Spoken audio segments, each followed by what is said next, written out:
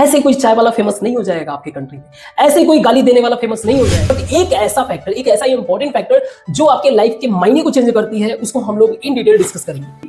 AI works on past information.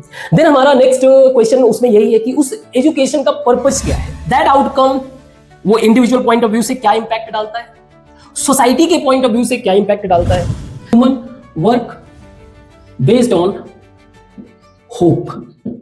हे बच्चा, good morning. Irrespective कि आप किस टाइम पर ये वीडियो देख रहे हो, but trust me, after watching this video it's going to be your new morning and I wish it must be your good morning. I am going to explain something, कुछ बातें मैं explain करूंगा with this reference कि आप एक class 9th के student हो। Class 9th के स्टूडेंट, ये वो टाइम होता है जब आपके लाइफ में ह्यूज लेवल ऑफ चेंजिंग देखने को मिलता है। आपके लाइफ में कई सारे बदलाव, कई मेजर फैक्टर्स आपके लाइफ के जो होते हैं उसमें बदलाव देखने को मिलता है। सारे फैक्टर्स को तो डिस्कस करना कोई है ही नहीं, मतलब उसको तो डिस्कस करना ही नहीं है, बट एक ऐसा फैक्टर, एक ऐसा इंपॉर्टेंट फैक्टर जो आपके लाइफ के मायने को चेंज करती है, उसको हम लोग इन डिटेल डिस्कस करेंगे क्वेश्चन आंसर के पॉइंट ऑफ व्यू से। कुछ क्वेश्चंस का मैं आंसर दूंगा, that is education. I mean जो हमें डिस्कस करना है वो है हमारा एजुकेशन। नाउ उनमें क्वेश्चंस क्या है, जैसे कि हमारे जो स्टडी है ओवरऑल उसका अप्रोच क्या होना चाहिए। मतलब आप ये तो अवॉइड नहीं कर सकते ना कि आप पढ़ाई ना करो, पढ़ाई तो करना पड़ेगा, बट उस स्टडी का अप्रोच ये देगा आपको क्लियर विजन कि हमें पहुंचना कहां पे है। ठीक है। देन हमारा नेक्स्ट क्वेश्चन उसमें यही है कि उस एजुकेशन का पर्पस क्या है, रियल पर्पस क्या है। See once we get diverted from our purpose, तो सारा का सारा मीनिंग ही बिगड़ जाता है। So we have to understand the purpose, in other sense वही विजन मीन्स अप्रोच, किस मेथड से उसको फॉलो करना है, किस कहां तक पहुंचना है मीन्स पर्पस, एंड ऑल्सो कि after getting that knowledge, that study, that education, outcome क्या होगा। दैट आउटकम वो इंडिविजुअल पॉइंट ऑफ व्यू से क्या इंपैक्ट डालता है, सोसाइटी के पॉइंट ऑफ व्यू से क्या इंपैक्ट डालता है, नेशनल प्रोस्पेक्ट यानी नेशनल पॉइंट ऑफ व्यू से क्या इंपॉर्टेंस है उसका, and international point of view से भी हम समझेंगे कि इसका रोल क्या है। और सिर्फ इतना ही नहीं, इसके बियॉन्ड और कुछ कंक्लूजन पे भी डिस्कस करेंगे। तो इन्हीं क्वेश्चंस को दिमाग में रख के हम लोग एक एक बात को डिस्कस करना शुरू करते हैं। तो कहानी स्टार्ट होती है हमारे अप्रोच ऑफ स्टडी से। सो हमारा पहला प्रश्न है स्टडी का जो अप्रोच होना चाहिए, that is approach of study. आपको फ्रीक्वेंटली ऐसे लोग मिल जाएंगे जो बताएंगे कि हमारे इंडियन एजुकेशन सिस्टम में कमियां क्या है। ऐसे बहुत सारे निगेटिव वीडियोस पड़े हुए हैं, बट आप आज आपको रियलाइज होगा कि माइन्यूट डिफरेंस यानी कि माइन्यूट अंडरस्टैंडिंग बिल्ड करना कितना टफ होता है, इजी वे से क्रिटिसाइज करना कितना इजी काम होता है। और ये वही लोग करते हैं जिनके पास इंफॉर्मेशन नहीं होता है प्रॉपर। समझो इस बात को। हमारे जो अप्रोच ऑफ स्टडी, जो हमारा एजुकेशन सिस्टम है, वो तीन, उसका कह सकते हो 3 फंडामेंटल बेस कह लो, जिनके बेसिस पे स्टूडेंट्स को बिल्ड किया जाता है। That is subjective knowledge means subjective approach कह लो, सब्जेक्टिव अप्रोच, ऑब्जेक्टिव अप्रोच उसमें इंक्लूड रहता है approach, and third one is presentation means आपको कैपेबल बनाया जाए कि आप चीजों को प्रेजेंट कर सको। इन्हीं 3 पॉइंट ऑफ व्यू से हमारा होल एजुकेशन सिस्टम क्या है, होल एजुकेशन कंटेंट जो है वो डिवाइडेड है। अगर आपको वीडियो स्लो लग रहा हो तो प्लीज आप इसका स्पीड बढ़ा लो, ठीक है। नाउ सब्जेक्टिव अप्रोच में क्या होता है, it's a kind of information collect करता है जिसके बेसिस पे आप थिंक कर सको। इट गिव्स थिंकिंग कैपेसिटी, सोचने की कैपेसिटी देता है, जो कि बेस्ड होता है based on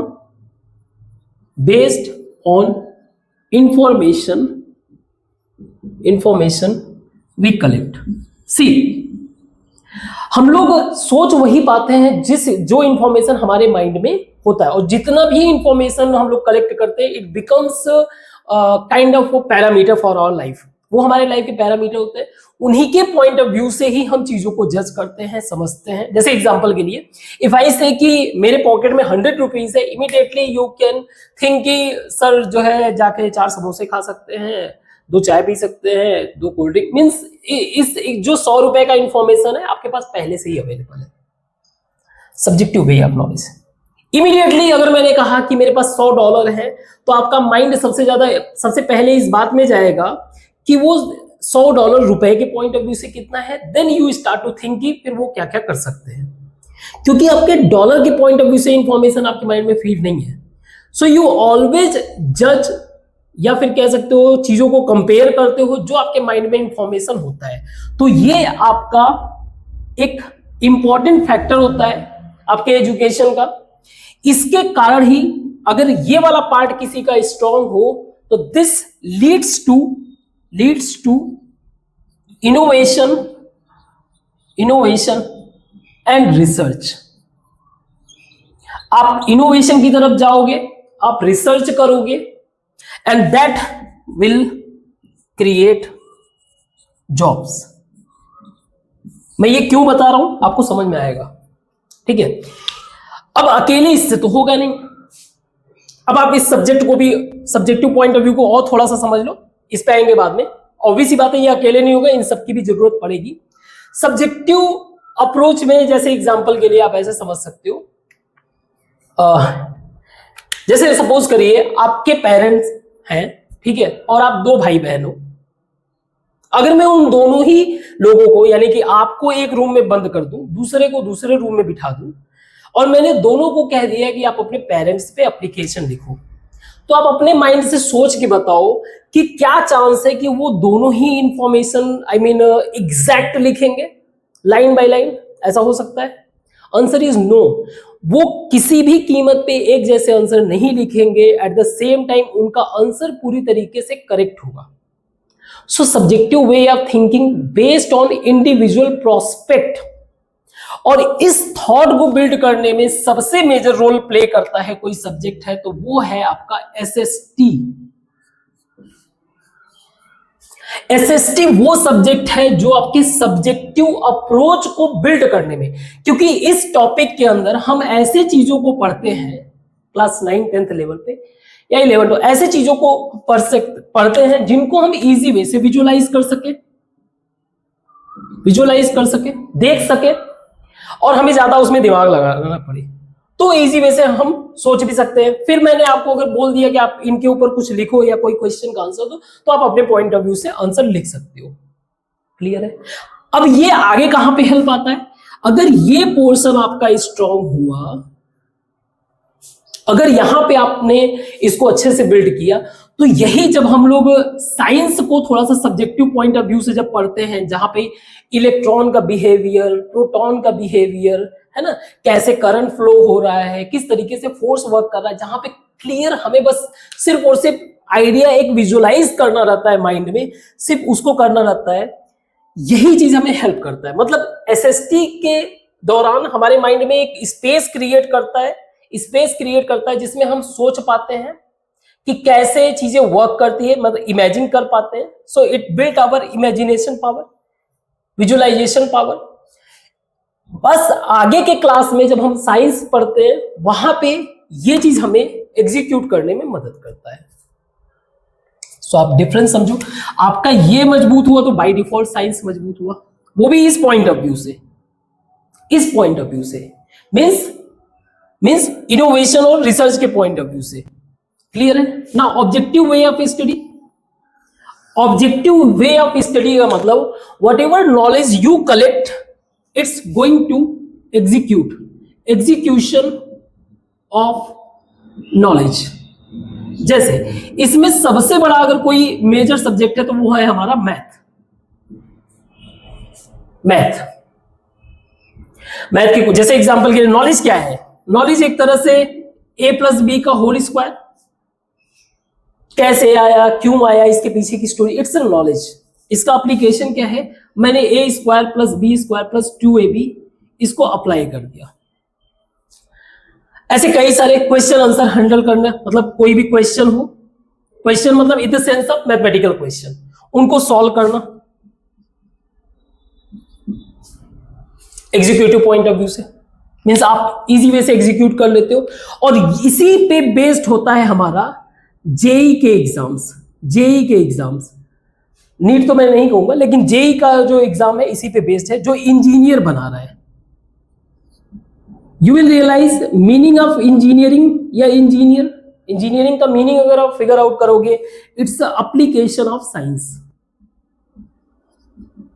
application of science.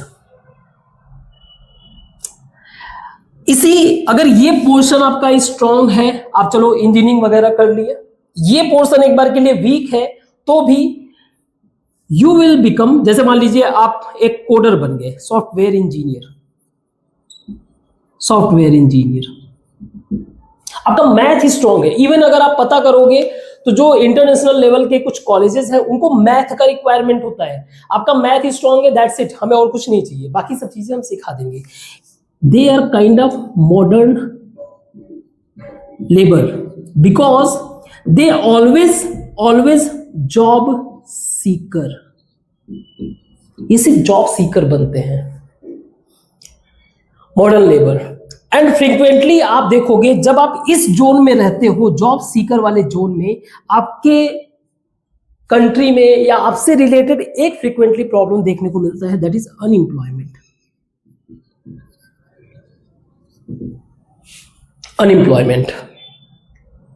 और आप पता करो कितने, एक बार देखना कितने ले ऑफ्स हो रहे हैं। And because of this you will see, आप जब कोई एक ऐसा काम कर रहे हो जिसमें इनोवेशन नहीं है, no innovation, no research, you will always replaceable. Always replaceable, आप हमेशा रिप्लेस किए जाओगे।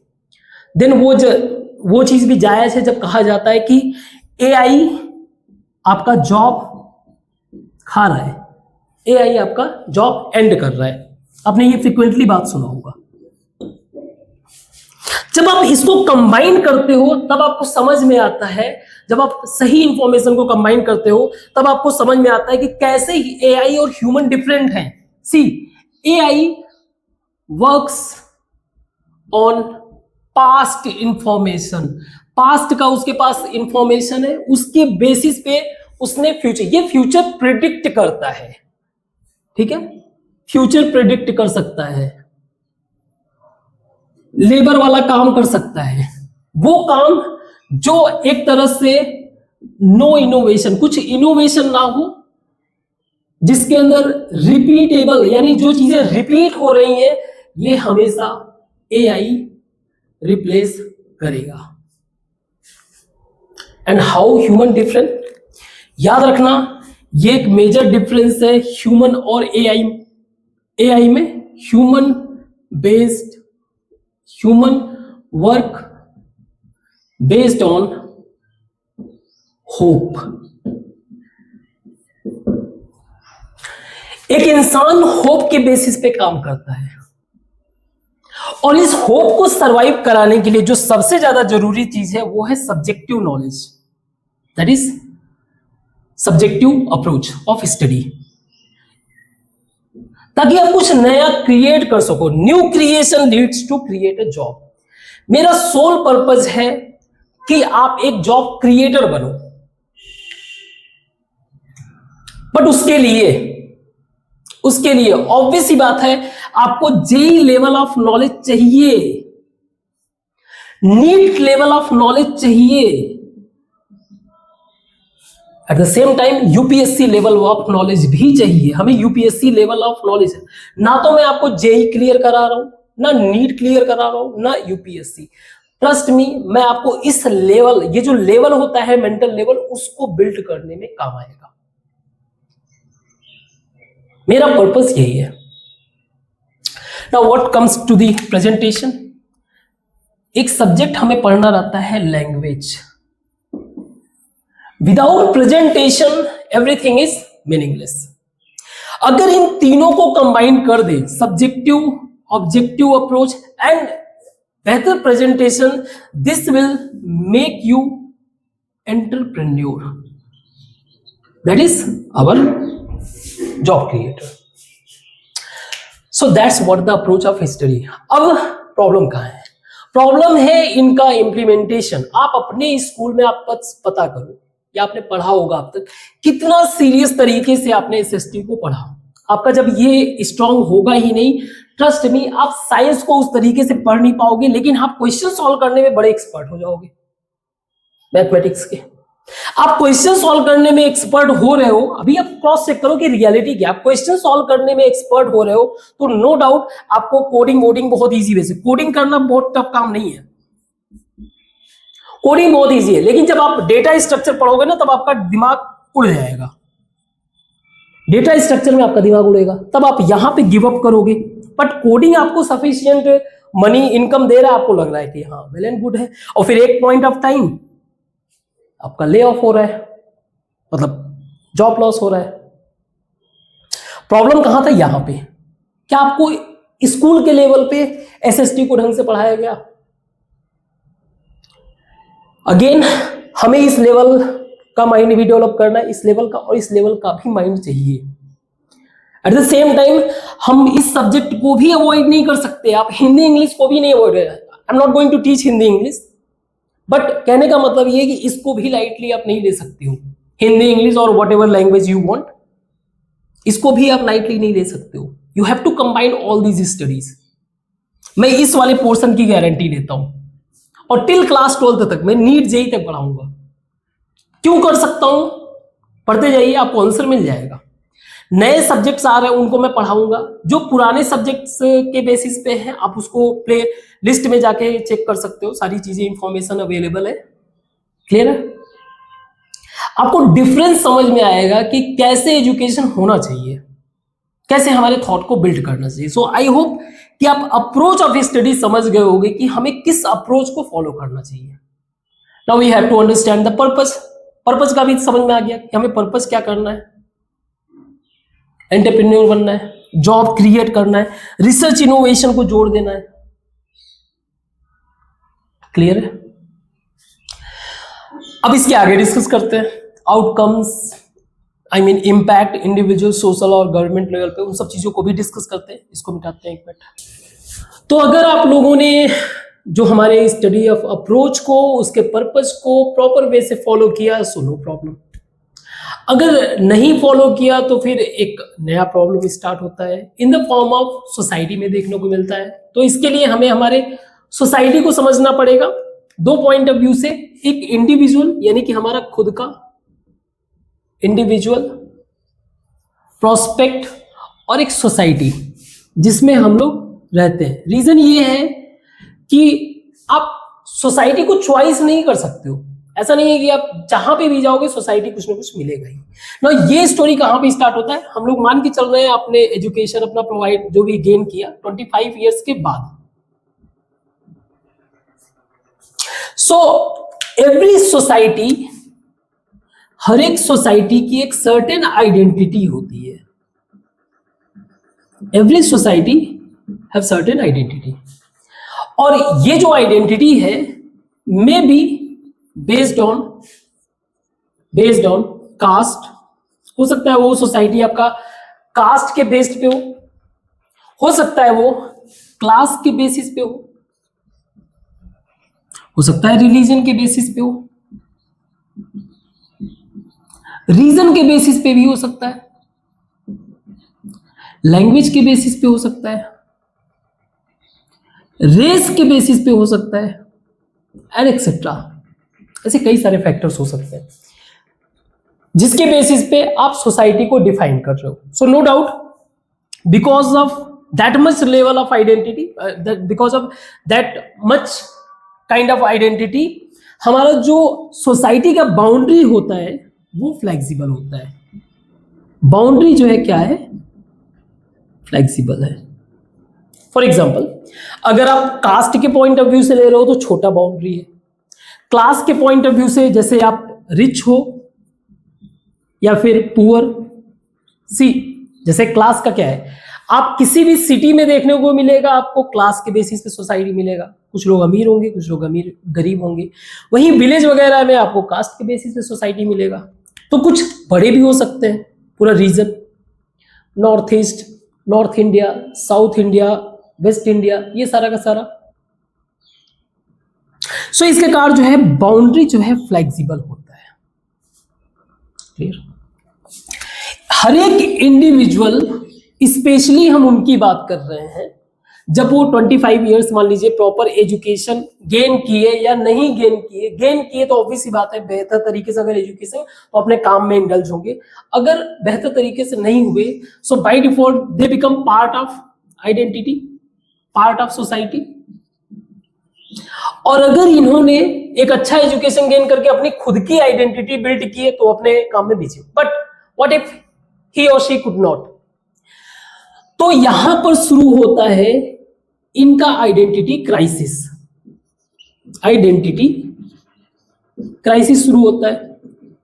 अब ये व्यक्ति, ये individual person start to extract identity, इसको भी चाहिए, बिना आइडेंटिटी के आप नहीं रह सकते हो, स्टार्ट टू एक्सट्रैक्ट आइडेंटिटी जो इनके सोसाइटी की आइडेंटिटी होती है, दैट इज सोसाइटी की आइडेंटिटी। और वो सोसाइटी की आइडेंटिटी क्या है? Again may be caste, class, religion, region, language, race, एक पॉलिटिकल भी कर लो।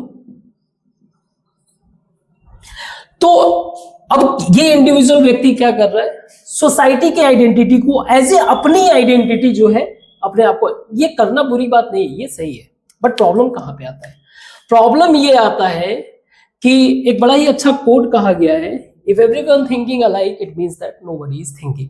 हर कोई अगर एक जैसा सोच रहा है तो इसका मतलब कोई नहीं सोच रहा है।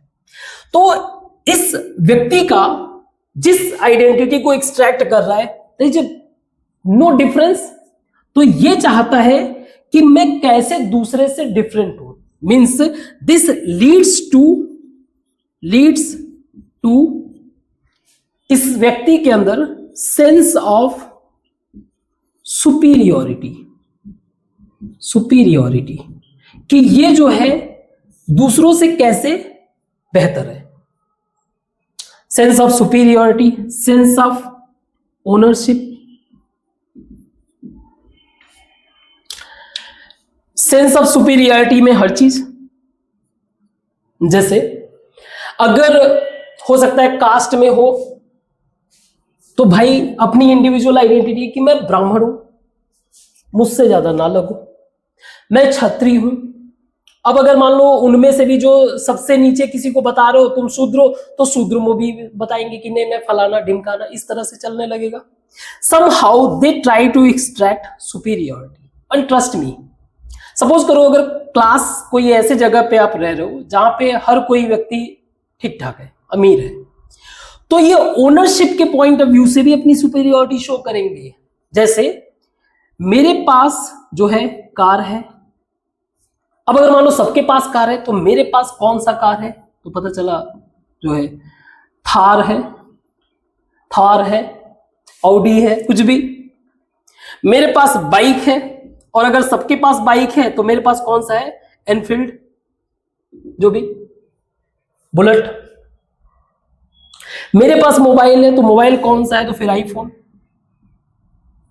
सेंस ऑफ ओनरशिप, और यही सेंस ऑफ ओनरशिप थोड़ा सा और हार्ड हो जाता है तो आप किसी और की लाइफ को भी डिस्टर्ब करने लगते हो, जैसे डिवीजन। क्योंकि जब आपने ये सारा कहानी तब शुरू होता है जब एजुकेशन के पॉइंट ऑफ व्यू से आप फेल्ड हो, एक बेहतर एजुकेशन आपने गेन नहीं किया। Education means to create value, you don't know how to create value, it means that आपके पास जो चीज है उसको ज्यादा से ज्यादा बचा के रखने की, पोजेस करने की, तो आप प्रॉपर्टी का डिस्प्यूट, ये सारी चीजें देखने को मिलेगा आपको। प्रॉपर्टी डिस्प्यूट, डोमिनेशन आप किस पे करोगे? जो वीक होगा। सोसाइटी में अगर बात करो तो जो गरीब होगा, जो कमजोर होगा, उस पर डोमिनेट करोगे। फैमिली में बात करो तो जो फैमिली में वीक हो, जैसे एग्जांपल के लिए कोई वुमेन हो, कोई लड़की हो, कोई वृद्ध हो, एल्डर, हमारे ओल्डर्स पर्सन, डोमिनेशन शो करोगे। ये सारी चीजें कहां पे? आपके इस फेलियर से। Getting my point? इसको आप अवॉइड नहीं कर सकते हो और इसका आप ह्यूज इंपैक्ट भी देख रहे होगे। आपके सोसाइटी में बहुत सारे ऐसे रीजन के प्रॉब्लम, लैंग्वेज के प्रॉब्लम, पॉलिटिकल इश्यू, रिलीजन का इश्यू, ये सारी चीजें देखने को मिलता है। तो हमें इंडिविजुअल लेवल पे प्रॉब्लम, अगर हमने कुछ बिल्ड नहीं किया तो सोसाइटी का जो फर्दर आइडेंटिटी, जो उनका एक सोसाइटी की जो एक परंपरा चलती चली आई है, जो कस्टम चलता चला, उसी का पार्ट बन जाते हो एंड ये कहानी फिर शुरू हो जाती है। So it can't be avoidable, that is the reason. इसका कोई अल्टरनेटिव है ही नहीं है एजुकेशन का। एजुकेशन का कोई अल्टरनेटिव नहीं है, आप अपने सोसाइटी को बस चेक करो। सो ये रहा हमारा सोशल प्रोस्पेक्ट, यानी जो आउटकम होगा एजुकेशन का, उसका क्या क्या आउटकम्स, यानी कि क्या इंपैक्ट पड़ सकता है। क्योंकि आप letter become part of society, तो आप भी उसी सोसाइटी के पार्ट बन जाते हो, ये सारी कहानी होने लगता है। अब हम लोग जरा इसी कहानी को थोड़ा सा नेशनल प्रोस्पेक्ट में देखते हैं, समझते हैं, ठीक है। सो हम लोग खुद को नेशनल पॉइंट ऑफ व्यू से भी एक बार समझ लेते हैं, हमारे कंट्री के पॉइंट ऑफ व्यू से। सो ये हमारा प्यारा भारत,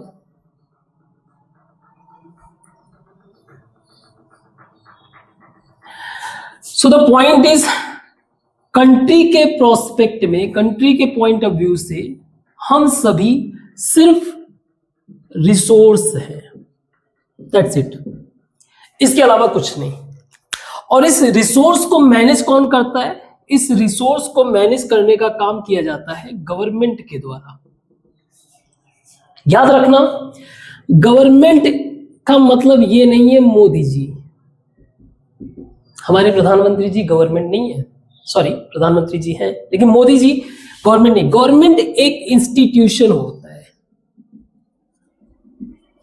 अब यही माइन्यूट डिफरेंसेस जब आप नहीं समझोगे तो आप क्लास 9-10 से ही बायस्ड होने लगते हो।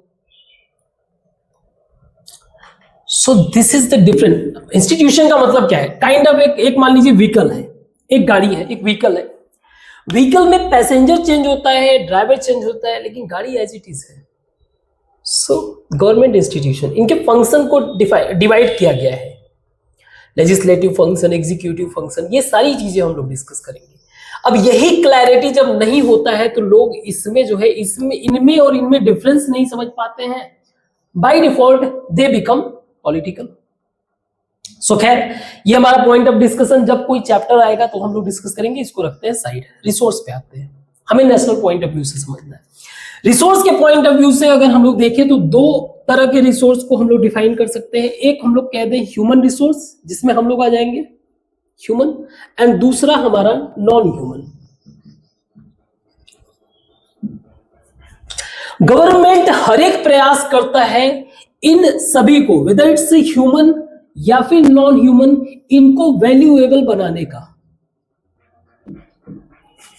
एक टीचर को, एक स्टूडेंट को किसी भी कीमत पे पॉलिटिकल बायस नहीं होना चाहिए, किसी भी कीमत पे। आपको हमारे पॉलिटिशियंस कोई गलत काम कर रहे हैं, उनको क्रिटिसाइज करने के लिए अपोजिशन पार्टीज है और कई सारे पार्टीज हैं, लेकिन एक टीचर को कभी पॉलिटिसाइज नहीं करना चाहिए। मतलब वो पॉलिटिकल ओपिनियन नहीं रख सकता है, एक स्टूडेंट भी कभी नहीं रख सकता है, अदरवाइज यहीं से प्रॉब्लम क्रिएट हो जाता है। आप डिफरेंस नहीं समझ पाते हो। सो गवर्नमेंट कोई भी हो, उनका काम रहता है ह्यूमन और नॉन ह्यूमन में वैल्यू क्रिएट। अब नाउ वैल्यू का मतलब कैसा वैल्यू क्रिएट करना? See suppose there is a soil, मिट्टी है, मिट्टी का कीमत आप अंदाजा लगा सकते हो, what ever the price is. मिट्टी को मैंने ब्रिक में चेंज किया, आप इसका प्राइस देख लो। एक ब्रिक का कीमत क्या होगा? सपोज करो, मान लीजिए एक ब्रिक का कीमत जो है 10 रुपीज है, 10 रुपीज। इन्हीं ब्रिक को एक सर्टेन ऑर्गेनाइज्ड मैनर में हमने होम बना लिया, घर बना दिया, जो कि करोड़ों रुपए में बिक रहा है। This is called value addition. और ये वैल्यू ऐड कौन करता है? ह्यूमन। और ये ह्यूमन तभी वैल्यू ऐड करेगा जो वो खुद वैल्यूएबल होगा। वैल्यूएबल बनाने के लिए सबसे बेहतर टूल होता है एजुकेशन, स्किल, उसका हेल्थ, ये सारी चीजें है ना। हम लोग क्योंकि इस पॉइंट पे हैं तो इसी को डिस्कस करेंगे। बहुत सारे लोग शिकायत करते हैं कि गवर्नमेंट जो हमारे स्कूल्स में स्किल्स डेवलप नहीं किया जाता है। कोई भी स्किल अगर आप पिक कर लो, हार्डली उसको मान लीजिए एक साल में, बहुत हार्डली एक साल के अंदर, 1 ईयर के अंदर आप इजी वे से कोई भी स्किल बेहतर तरीके से डेवलप कर सकते हो और फिर उसको आप एक्सपीरियंस के थ्रू जो है फाइन कर सकते हो। जरूरी होता है हमारी एजुकेशन को बिल्ड करना, जो हमारे थिंकिंग प्रोसेस को डिफाइन करता है। सो गवर्नमेंट का पर्पज है रिसोर्स, यानी रिसोर्स का मैनेजमेंट। रिसोर्स का मतलब ये हो गया ह्यूमन और नॉन ह्यूमन, जिसमें नॉन ह्यूमन चाहे ह्यूमन, इनमें गवर्नमेंट कर रही है वैल्यू एडिशन का काम, वैल्यूएबल इनको बनाना, valuable through education, through skill, ये सारी चीजें। ह्यूमन अगर वैल्यूएबल बना तो वैल्यू एडिशन का काम करेगा, एंड ये वैल्यू एडिशन ही हमारे इकोनॉमी को, कंट्री के इकोनॉमी को ग्रो करता है। ग्रोथ होता है इकोनॉमी का, हमारे इकोनॉमी का ग्रोथ होगा, कंट्री का ग्रोथ होगा। क्लियर है? जब यही नहीं आता है तो यहीं से प्रॉब्लम। मींस कहने का मतलब ये, ओवरऑल आप कंट्री के पॉइंट ऑफ व्यू से बस एक नंबर हो, दैट्स इट, नथिंग एल्स। एक नंबर हो, इसके अलावा कुछ नहीं। तो आपको अपना वैल्यू क्रिएट करना पड़ेगा, आपको हाई लेवल पे लेके आना पड़ेगा, जिसका सिर्फ एक ही रास्ता है, education. So I think you get the point या गेट द मीनिंग कि आपको कंट्री के पॉइंट ऑफ व्यू से आपकी जगह कहां पे है। सही है? Value addition. अब जरा इंटरनेशनल प्रोस्पेक्ट में भी देख लेते हैं, क्योंकि ओवरऑल आप क्या कर रहे हो, कंट्री को ग्रो कर रहे हो, कंट्री आपको प्रोटेक्ट करेगा, ये सारी चीजें हैं। अब जरा इंटरनेशनल प्रोस्पेक्ट से इन्हीं सब चीजों को, यानी कि आपको देखा जाए तो इंटरनेशनल पॉइंट ऑफ व्यू पे क्या चल रहा है। एक सेकंड, इंटरनेशनल प्रोस्पेक्ट के पॉइंट ऑफ व्यू से अगर बात करें तो, इंटरनेशनल पॉइंट ऑफ व्यू से यानी कि वर्ल्ड लेवल पे अगर बात करें तो एक चीज हमें समझना चाहिए कि ऐसा तो नहीं है कि हम लोग साइलोज में जीते हैं। We don't live in silos, है ना? ऐसा तो नहीं है कि हम सिर्फ इस दुनिया में अकेले हैं। There is other countries. सही है? और इंटरनेशनल पार्लेंस में एक बात कहा जाता है कि there is no international relation, there is only national interest. कहने का मतलब क्या है? सी, इंटरनेशनल पार्लेंस में कहा जा रहा है कि कोई इंटरनेशनल जो है, इंटरनेशनल रिलेशन नहीं है। There is no international relation, only national interest. National interest, तो नेशनल इंटरेस्ट का मतलब क्या है? अगर यूएस का इंटरेस्ट इस चीज में है कि इंडिया बर्बाद हो तो वो करेगा, वो नेचुरल है। चाइना अगर चाहता है कि इंडिया ग्रो ना करे तो वो तो नेचुरल है। अब आप बैठ के ये ब्लेम करोगे कि चाइना ऐसा क्यों कर रहा है, ये तो बेवकूफियत हुई ना। अगर पाकिस्तान चाह रहा है आपका इंडिया में आतंकवाद हो, आपका देश बर्बाद हो जाए, तो वो नेचुरल है। So nothing special. So international relation, there is only national interest. हम भी चाहेंगे किसी कंट्री को बर्बाद करना, that is our national interest. हमें हमारा सर्वाइव इंश्योर करना है। सो द पॉइंट इज दुनिया में हर एक कंट्री जिनका अगर इंटरेस्ट ये है कि अगर इंडिया को बर्बाद करना है, वो हर एक पॉइंट ऑफ व्यू से लगे हुए हैं, हर एक पॉइंट ऑफ व्यू से कि कैसे आपके कंट्री को बर्बाद किया जाए। सी, जो यूथ होता है किसी भी कंट्री का, यूथ हमारे कंट्री का, जो देश का इकोनॉमी है उसका इंजन होता है। किसी भी आज मॉडर्न एज में अगर किसी भी कंट्री को बर्बाद करना है तो उनके यूथ को बस आप बर्बाद करो, यूथ को आप बर्बाद करो, बस खत्म, आपका इकोनॉमिक इंजन डिस्टर्ब हो जाएगा। यूथ को आज के टाइम में अगर यूथ को बर्बाद करना हो तो सी, अगर सोच के देखो, अगर पहले के टाइम में सपोज करिए किसी एक कंट्री को आपके कंट्री के ऊपर अटैक करना हो, किसी एक कंट्री को आपके कंट्री के ऊपर अटैक करना हो, तो वो क्या करेंगे? अपने सोल्जर्स को भेजेंगे, ठीक है। अपने सोल्जर्स को उन्होंने भेजा, मान लीजिए जो भी है, लगभग 100 सोल्जर्स उन्होंने भेजा। इसके पीछे की कहानी, इस 100 सोल्जर को इन्होंने ट्रेनिंग दिया होगा, ट्रेनिंग दिया होगा। इस ट्रेनिंग में कम से कम कुछ नहीं तो करोड़ रुपया खर्च हुआ होगा, करोड़ों, मतलब 100 200 500 करोड़ जो भी। मैं एकदम वर्स्ट सिनेरियो ले रहा हूं। 100 सैनिक भेज दिए लड़ने के लिए। इन 100 सैनिक पे खाने पीने में 2 4 10 साल इन्वेस्ट किया होगा, ट्रेनिंग कराने में 100 करोड़ 200 करोड़ वॉटेवर। और आगे अगर ये सपोज करो हम लोगों ने इनको कूट दिया, मान लो ये डेथ कर गए सबके सब, तो इनको ये पेंशन भी देंगे, मतलब कुछ तो अमाउंट देंगे इनके फैमिली को, इनके कंसोल पे। एक और तरीका है, इस 100 करोड़ को खर्च करने के बजाय यहां पे किसी ऐसे, आप इंडिया के किसी ऐसे इंडिविजुअल को पकड़ लो,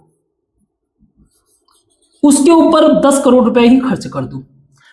और इस 10 करोड़ के खर्च करने से अगर ये चीज सक्सेस हो जाए तो कम से कम नहीं तो लैक्स या फिर करोड़ ऑफ यूथ तुम बर्बाद कर दिए। ऐसे कोई चाय वाला फेमस नहीं हो जाएगा आपके कंट्री में, ऐसे कोई गाली देने वाला फेमस नहीं हो जाएगा आपके कंट्री में। ये फेमस होते हैं ताकि उनको भी नहीं पता, नो डाउट।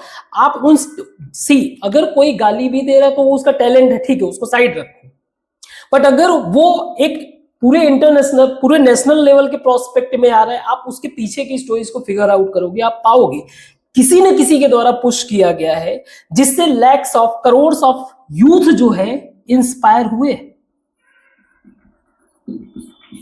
और ज्यादा कुछ नहीं करना है। जब आप एजुकेशन ले रहे हो ना, 9th से लेकर 12th तक का स्पेशली जो स्ट्रॉन्ग पीरियड होता है, जब आपके माइंड में जो जो नए नए आइडियाज बिल्ड होने का टाइम होता है, बस यही टाइम बस डिस्टर्ब करना है। वंस इट गेट डिस्टर्ब, जब ये डिस्टर्ब हो गया तो उसके बाद तो आगे चल के आपको मैनिपुलेट इजी वे से कर दिया जाएगा। मींस हमारे कंट्री को बर्बाद करने के लिए हमारे ही बच्चों को सामने खड़ा कर दिया जाता है। और वैसे भी हमारे पास आइडेंटिटीज, तो वैसे ही सोशल आइडेंटिटी बहुत सारे, आपको रिलीजन के बेसिस पे खड़े कर दिया जाएगा, रेस के बेसिस पे खड़ा कर दिया जाएगा, कास्ट के बेसिस पे खड़ा कर दिया जाएगा। तो ऐसे ही फेमस नहीं किया जाता। इनको करना क्या है, किसी एक को पकड़ो ना, आप किसी एक दो को पकड़ो बस। तो मेरा मानना है तुम गाली दो, इसमें भी फेमस हो। तुमको इंस्टा पे डांस करना है, डांस करो, खूब फेमस हो। लेकिन ये चीज अपने आप को बिल्ड करके, खुद को यहां पे अच्छे से बिल्ड करो, ताकि उसके बाद जो भी करना हो, उसके बाद तो ये सब चीजें बचा हुआ करो तुमको। एटलीस्ट तुम्हारी थिंकिंग कैपेसिटी, और यही कारण है आप देखो अपने स्टडी में कितना ये सोशल अंडरस्टैंडिंग ये तभी डेवलप हो पाएगा ना जब एसएसटी जैसे सब्जेक्ट को आपने पढ़ा हो। हम लोग भी अपने टाइम पे नहीं पढ़े थे, जब ठीक है, जब प्रिपरेशन वगैरह करने लगे तब उस टाइम पे इसका रिलीवेंस समझ में आया कि कितना ज्यादा रिलीवेंट है। समझ में आ रहा है बात?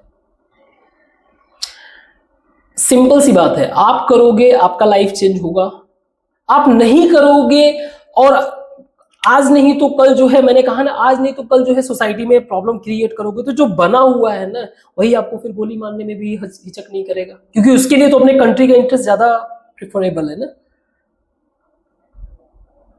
सिंपल सी बात है। इंटरनेशनल प्रोस्पेक्ट समझ में आया? सो ये याद रखना, हम लोग इंटरनेशनल पॉइंट ऑफ व्यू से अकेले एग्जिस्ट नहीं करते हैं।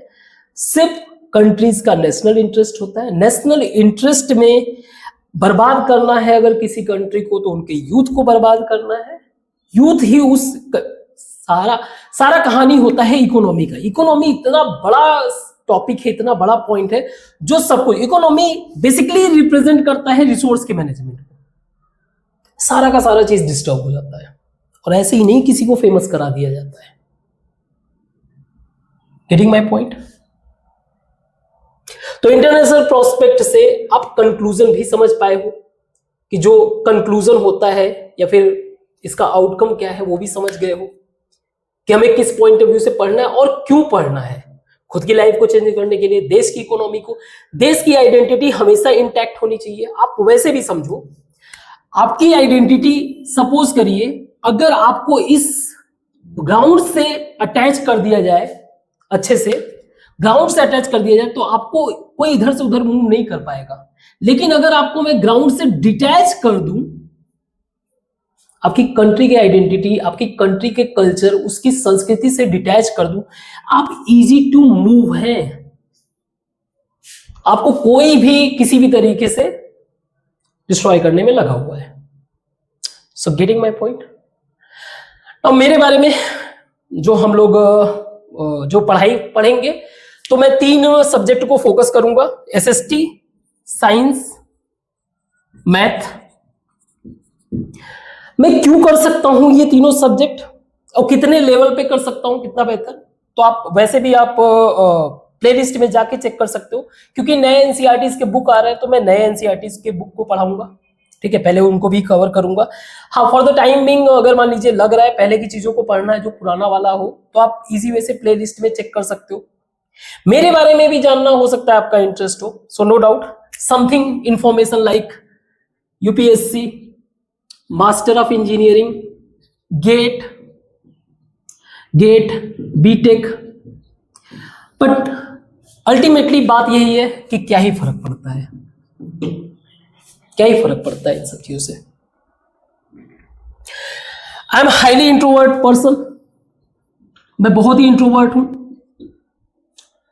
मैं मतलब क्लास में ऐसा कोई फन क्रिएट नहीं कर सकता, ना ही कभी आपको इमोशनली ब्लैकमेल कर सकता हूं। और इसी के कारण आप चाहे मेरे सब्सक्राइबर देख लो, मैं इस बात से हेजिटेट नहीं करता हूं कि मुझे क्लास जो लेक्चर बनाना है इर्रेस्पेक्टिव की सब्सक्राइबर कौन है, क्या है, कि कितने हैं। आपको no doubt highly boring person हूं मैं। आप मेरे क्लास को अटेंड करोगे तो 99% उसमें बस कंटेंट ही रहेगा, कोई फन वगैरह इस टाइप की चीजें मिलेगा नहीं। हाँ, उसमें जानकारी के लिए जो फन हो तो बात अलग है, अदरवाइज 99% आपको कंटेंट मिलेगा। फन में उतना क्रिएट कर नहीं पाता हूं। So no doubt it's going to be a boring lecture. जितने भी क्लास रहेंगे आपको लगेगा बहुत बोरिंग है, बट ट्रस्ट मी, चीजें वही बनाती है आपको जो थोड़ी बोरिंग, जो टफ हो। अगर चीजें इजी होगा तो हर कोई कर लेगा ना। चीजें जो टफ है, जो नहीं हो सकता है, वही आपको बिल्ड करेगा। बाकी सारी चीजें आपको पता है। इस चैनल के साथ आपको क्या करना है, कैसे करना है, ये आप डिसाइड करो। मैंने अपने बारे में बता दिया, बाकी किस तरीके का मैं पढ़ाऊंगा मैंने कहा ना, हमारा लेवल जो रहेगा, हमारा पूरी तरीके से लेवल रहेगा इस चीज को अचीव करना। अगेन मैं क्लियर कर दूं, ना तो मैं आपका जेई क्लियर करा रहा हूं, ना ही मैं नीट क्लियर कराने जा रहा हूं, ना ही मैं यूपीएससी क्लियर कराऊंगा, ना ही मैं आपको टॉपर बनाने जा रहा हूं। But yes, I am going to build your mind. At least आप यूपीएससी लेवल का माइंड बिल्ड कर सको, उस लेवल की थिंकिंग कैपेसिटी हो। आपका जेई लेवल ऑफ माइंड, यानी कि आपका scientific approach, scientific executive knowledge, mathematical executive knowledge उस तरीके का होना चाहिए। नीट यानी कि बायोलॉजी वगैरह, ये भी उसी पॉइंट ऑफ व्यू से होना चाहिए कि आप इतनी कैपेसिटी रखो कि हर एक पॉइंट ऑफ व्यू से सोच सको, ताकि जब इन सब चीजों को हम लोग मर्ज करें, क्योंकि फ्यूचर जिस तरीके से इनोवेट हो रहा है, सो नो डाउट हमें फ्यूचर में साइबॉक्स वगैरह भी देखने को मिलेंगे। अभी तो हम लोग सिर्फ रोबोट देख रहे हैं ना, इन फ्यूचर में भी हम लोग जो है जो रोबोट्स हैं, ह्यूमन बायोलॉजी, इन सब चीजों को ऐड करके देखना मिले। सो एट दैट टाइम हमें ये चीज चाहिए। मेरा सोल पर्पज ये है कि आप जॉब क्रिएटर बनो, एंटरप्रेन्योर बनो। जॉब सीकर बिल्कुल भी मत बनो। जॉब सीकर तब तक रहो जब तक आपके पास एक सर्टेन फंड क्रिएट ना हो जाए, तब तक आप जॉब सीकर रहो बिल्कुल। उसके बाद आप एंटरप्रेन्योर बनो, नए चीजों को रिसर्च करो। हमारे मिलिट्री में जरूरत है कई सारे इक्विपमेंट, नए चीजों को बनाओ। क्लियर है? तो इसी प्रोस्पेक्ट के साथ हम लोग जो है जो भी नया बुक्स आएगा, एसएसटी को शुरू करेंगे सबसे पहले, एसएसटी, फिर उसके बाद साइंस और मैथ, इन सब चीजों को क्लास 9 को लेके चलेंगे। क्लास 10 वगैरह का जो भी पढ़ना है आप पढ़ सकते हो, मैंने पहले ही बना रखा है classes. And trust me, I have kind of ऐसा कुछ मेरे मन में डिप्रेशन या फिर मैं डिसअपॉइंट नहीं होता हूँ। मेरा जो काम रहता है मैंने माइंड में अगर क्लियर कर रखा है कि मुझे ये काम करना है तो करना है, दैट्स इट। ठीक है, व्हाइट बोर्ड, डिजिटल बोर्ड, इसका आंसर आपके पास होगा। ठीक है, पहली बात, मुझे व्हाइट बोर्ड, पहला आंसर तो चलो ठीक है, आप ये मान लो कि चलो मान लो पैसे नहीं है, जो भी है, नो डाउट आंसर सही है, बट व्हाइट बोर्ड मुझे काफी स्पेस देता है डिस्कशन करने का, इंटेलेक्चुअल डिस्कशन करने का किसी भी पॉइंट पे, ठीक है। सो इन सब चीजों को ध्यान में रखते हुए हम लोग अपने क्लास को स्टार्ट करेंगे। तो आज के लिए बस इतना ही। आई होप कि आप चीजों को समझ पाए होगे कि मैं समझाना क्या चाहता था, ठीक है। तो अपना ध्यान रखो। Thank you.